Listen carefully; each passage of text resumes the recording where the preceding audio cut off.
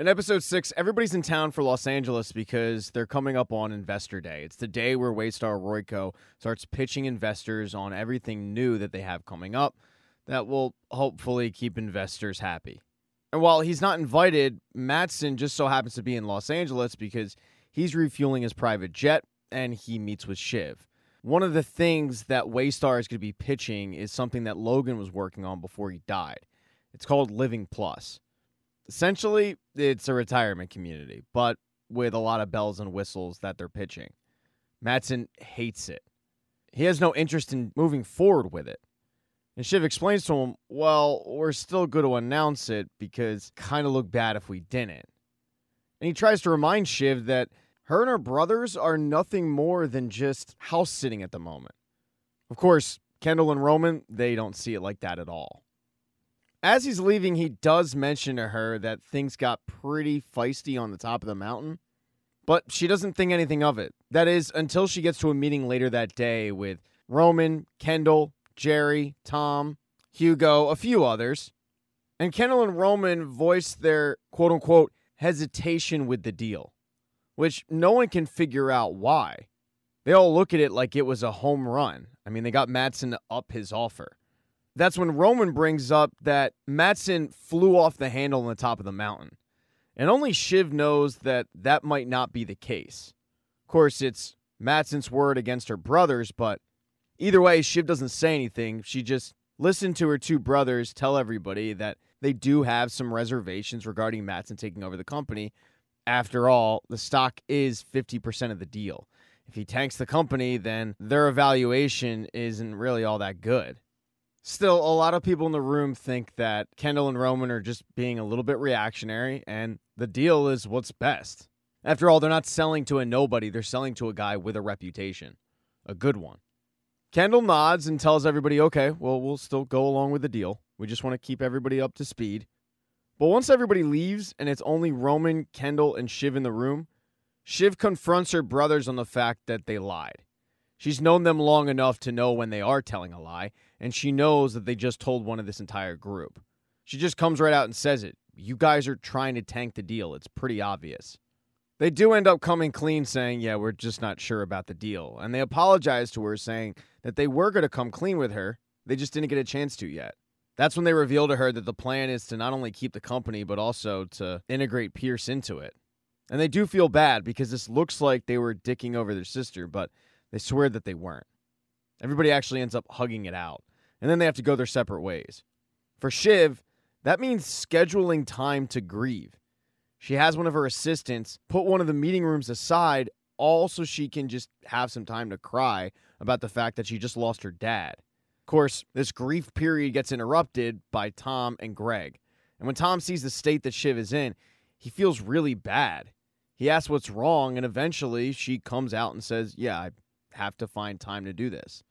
And he thinks that's nuts, but he also wants to be there for her in that moment. So they hug, he rubs her back, and then since grief is nature's most powerful aphrodisiac, they kind of end up kissing a little bit. It gets hot and steamy. While she was making out with her ex, her brothers had to plan for their investor speech. This basically means going over speeches that were intended to be spoken by Logan. While Kendall goes over the speech because he's going to be the one primarily making it, Roman goes to meet with the head of their movie studio. The meeting is supposed to be friendly, where Roman just tells her that they're planning on backing her 100% of the way, giving her as much money as she wants to go out there and make hits. But somewhere in this conversation, Roman gets insulted, and he ends up firing her out of the blue. When he gets back to the building where they're going to be having their investor presentation, Kendall is in full boss mode. He's having the staff build him what would look like a Living Plus home, and they have about a day to do it. When Kendall and Roman are able to actually get together, Roman doesn't reveal to Kendall that he fired the head of the movie studio, but that might be because Kendall kind of takes the reins with the conversation, telling Roman that he's got a big idea. Use Living Plus to drive up their stock price. They can do this by pitching Living Plus as tech. But if they can make a compelling pitch that can drive that stock price above 192, which probably is Matsson's max, then it'll kill the deal. Now, Roman and Greg, of all people, try to tell Kendall this is going to be really difficult. I mean, you're pitching houses and real estate as tech. But Kendall is convinced this can work. He tells them we just need to get analysts to look at this company differently. In the middle of all this excitement that Kendall is exuberating, Jerry comes in the room and says, Roman, I need to talk to you right now. Because she found out about his little firing spree and she's pissed off. She confronts Roman about it, and Roman says, yeah, I mean, I kind of fired her. It's no big deal. You might have to walk it back. But Jerry says this is a huge deal. You can't just walk around firing people. You need somebody present. You need lawyers. You need to clear it. But what Jerry didn't understand was that they gave Roman a little bit of power. And with that power, he is wielding a mighty sword. He doesn't care about the old rules. And at one point, he even says to Jerry, well, this is what Dad would do. And Jerry says, well, you're not your dad. And Roman gets really upset at that. He's super sensitive to when people point this out, even though it's true. Roman tells her that he might just fire her, and she laughs, saying, well, I'm not on Matsson's kill list. And he says, well, I don't care about the kill list. And that's when she kind of realizes what might be going through Roman's head. She says, Roman, you can't do this. Your dad knew. I mean, we're dead. Tech is coming. But Roman wasn't listening to any of that, and he tells Jerry she's done. He walks back to meet up with his brother, who is working with analysts to restructure this pitch. And that's when he tells Kendall about firing the head of the studio. And Kendall's cool with it. It's bold, but he agrees with it. Roman then tells Kendall that he fired Jerry. And he's surprised because Kendall is okay with that as well. He just laughs it off, asking Roman, who are you going to fire next? Roman, though, is second-guessing his decision, but Kendall rewords it as genius. He tells Roman that this is what their dad would do, and even spins it in a way where it makes these two guys look like the two brilliant minds to turn things around at Waystar.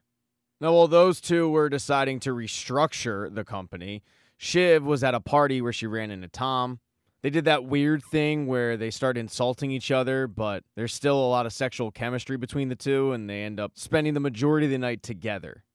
She does reveal to Tom that she's not sure what to do regarding the whole Matsson situation. But through the course of the conversation, Tom reveals to Shiv that he wants her back. And she goes, well, then you never should have betrayed me. This gives Tom an opening to kind of explain himself. And he tells Shiv that long before he met her, he was always obsessed a little bit with money, earning it, keeping it, buying fancy things, all that. And then he met Shiv. It always felt like he was going to be caught between Shiv and Logan Roy. He decided to go with his career because Logan basically just paid more. He chose money over love.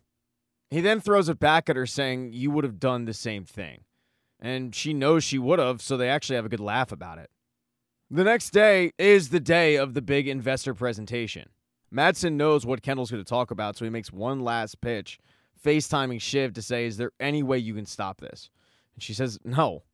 She then goes to the building where they're having the presentation, and Kendall's a little upset because that whole plan of having a house didn't really work out as he had thought. The bigger concern, though, is in the seats because Roman is reading the pitch that Kendall's going to make, and it's just full of these projections that have seemed to come out of thin air. I mean, yeah, they sound really good, but the concern is there any actual credible backing with this? Or did you just pull this out of your ass? And Kendall jokes about it, but in reality, he really pressured some analysts to fudge some numbers and rework some projections and speak as if the 5% is the 95%. Shiv is so concerned that she tells Roman, you're out of control. Kendall's out of control. I mean, should we just pull the plug on this entire day? But Roman shakes his head saying, no, it's everything will be fine. This is a decent play. We're good. When it comes time to actually go on the stage, though, Shiv's words have been ringing through Roman's ears for a few hours, and he actually does bring it to Kendall and says, maybe we shouldn't do this. I mean, maybe we should reschedule, rethink it. And Kendall actually gets upset at this because he thought up until this point that Roman was on board with his idea. But Roman, sensing that his fragile brother is upset, says, maybe it's just me. Maybe I'm just worried that I can't sell it. He doesn't want to risk sending Kendall up to stage with a frazzled mind, so he assures Kendall to continue the pitch just like he wanted to. But as Kendall is making his way to the stage, Carl stops him because Carl also got a look at the pitch that Kendall's going to make, and he's not happy. Carl is the CFO, so all these projections and all these numbers that Kendall's going to throw out there, ultimately, it's going to make Karl look bad if they're not real. He starts off by warning Kendall to not do this, but when Kendall doesn't really pay attention to him, Karl gets tough with him, saying, look, I had a good relationship with your dad because we've been through some stuff, but I don't have a relationship with you. So if you try to do this, if you try to just make stuff up on the stage, I'll talk. And if you want to sit here and fire me, I mean, how's that going to look? You're firing your CFO a week after your dad died? Yeah, good luck with that. You'll be toast. You have a knife at my throat, but I also have a knife at your throat too. Kendall then starts to walk away, and Karl tells him, good luck, bud. And the speech starts off pretty rough. There's no denying it. It gets weird when a video of Logan pops up, and it's made to look like Logan is talking to Kendall in real time. Yeah, that was bizarre. But slowly the speech gets a little bit better and a little bit better and a little bit better. And Kendall's pitch on Living Plus isn't all that bad. In the middle of it, Shiv, who is watching from another room, gets a phone call from Matsson, and Matsson's pissed off. He once again asks Shiv if she can stop it, and she says, oh, no, what? You don't like this? You don't want to make prison camps for grannies? Matsson asks, all right, well, what's the game with all this? And Shiv says, yeah, he might be riding a bullshit unicycle, but maybe someone could put a stick in the spokes. So Matsson decides to do that. He tweets out Doderick Mock Fry. And Doderick is one of Waystar's mascots. Mock Fry, well, that's a reference to Nazi Germany. It's not a good look because the guy that's reportedly going to buy the company is referring to the latest thing that the company's pitching as a concentration camp. Kendall's actually asked about it by a journalist at the event, and he doesn't really know how to respond to it, but he does so, pointing out that Matsson just comes from a different culture and trying to brush it aside as quickly as possible. When Shiv finds out about it, she calls Matsson up and says, hey, maybe you're giving this too much attention than it deserves, so you might want to back off, and Matsson does end up deleting the tweet. Screenshots, though, they live forever. When Kendall comes back to the green room, he is welcomed back with claps, applause. He did a really good job. And Living Plus is getting good reaction on social media. All in all, it was a win for Kendall and the group, especially considering he didn't get into those ridiculous projections. Thank you so much for checking out this recap. Please consider subscribing to the channel and subscribing to my Patreon. Hit thumbs up if you liked it. Smash that thumbs down button if you thought it sucked. If you left a comment, I don't get back to you. I usually don't check the comments unless they're like a super comment. Also, if you don't see the next video up on the end screen, not to worry, it'll be up in a day or two.